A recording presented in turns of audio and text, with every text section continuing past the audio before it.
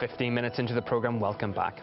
For years, Jewish people have often found themselves the target of hatred and physical intimidation. But it seems the bullied have become the bullies, at least for one extremist group, the Jewish Defense League. Later today, a trial will begin in Paris of JDL members accused of making death threats towards a journalist who was investigating their actions. Marina Kosareva reports.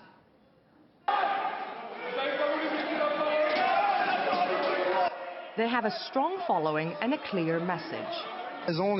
We are here, present. We are Jews, noble and cruel. We're well-trained and well-equipped. We're not afraid. Our enemies should be more afraid of us than we are of them. The Jewish Defense League claims its goal is to protect the Jewish community from hatred and anti-Semitism. But some Jews accuse it of doing the very same thing it's meant to be fighting against.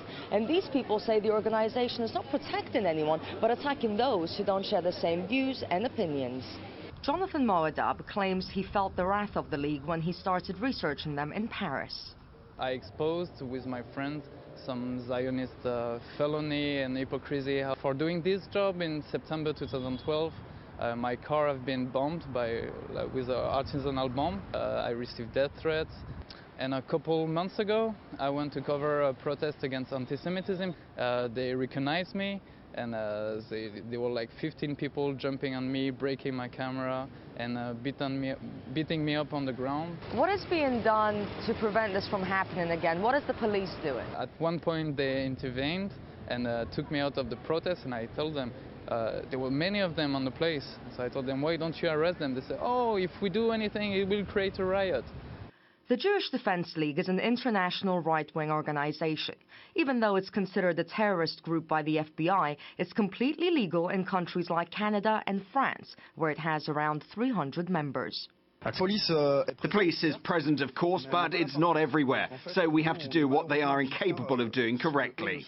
From attacking left-wing students, pro-Palestinian groups and even writers at their own book launches, the League has been accused of being behind a string of violence. But the victims say the police have no interest in investigating and accuse them of willful inaction. The Jewish lobby is pretty strong.